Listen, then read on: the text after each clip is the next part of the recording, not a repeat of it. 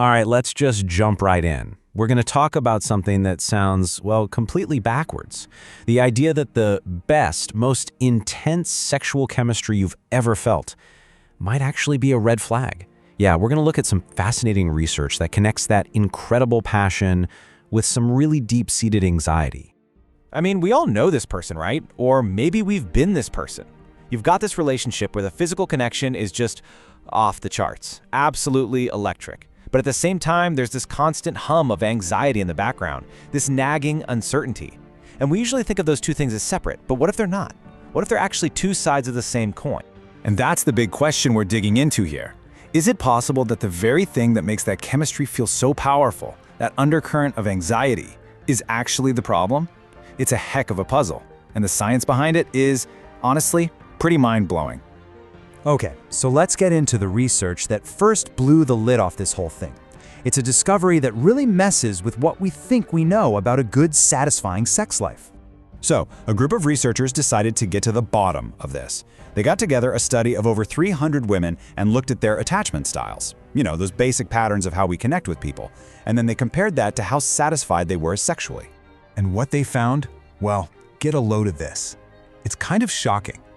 You'd assume that the women with a secure attachment style, the ones who feel safe and confident in their relationships, would have the best sex, right? Makes sense. But the study found the complete opposite.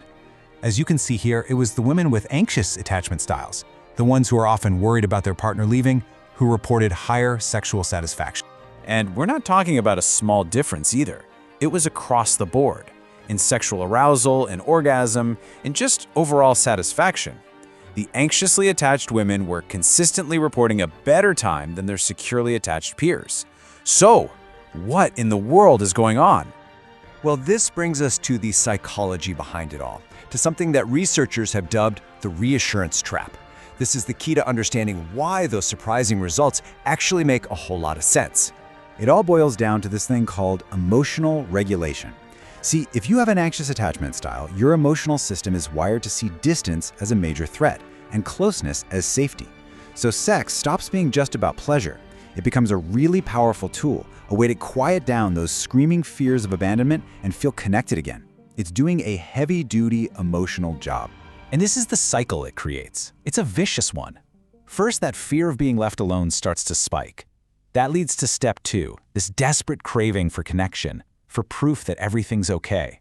And then, boom, step 3. Sex provides that connection. It's this incredible wave of relief that washes over you and soothes all that anxiety. But, and this is the killer, that relief, it's fragile, it's temporary, which leads to step 4. The fear comes back, and the whole cycle starts all over again. And this is the hidden cost, the dark side of that incredible high. Because sex is being used to manage this deep-seated anxiety, any little disruption feels huge. If your partner's not in the mood, or if it's just not that great this time, it's not a small bummer. No, it can feel like a 5-alarm fire, a direct threat to the stability of the entire relationship, and that anxiety just goes through the roof.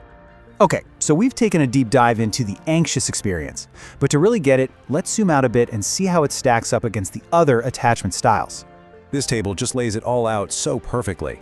For the anxious person, intimacy is this urgent, all-consuming need. The main driver for sex is reassurance. And a dry spell, it can feel like pure panic.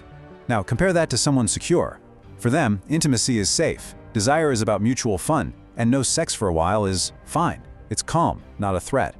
And then you have the avoidance style over here, where intimacy can feel like a chore, and a lack of sex might actually feel like a relief. And yeah, just to close the loop on this, the study totally backed this up. The women with avoidant attachment styles, the ones who tend to keep intimacy at arm's length, they reported the lowest sexual satisfaction of everyone. It all just fits. So, after all that, where does this leave us? You might be thinking, okay, so anxious is bad, secure is good. But it's actually not that simple. And this brings us to the most important, the most crucial takeaway from this whole thing.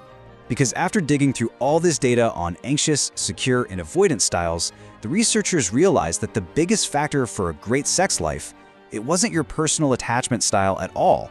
It was something much bigger. And here it is, simple as that.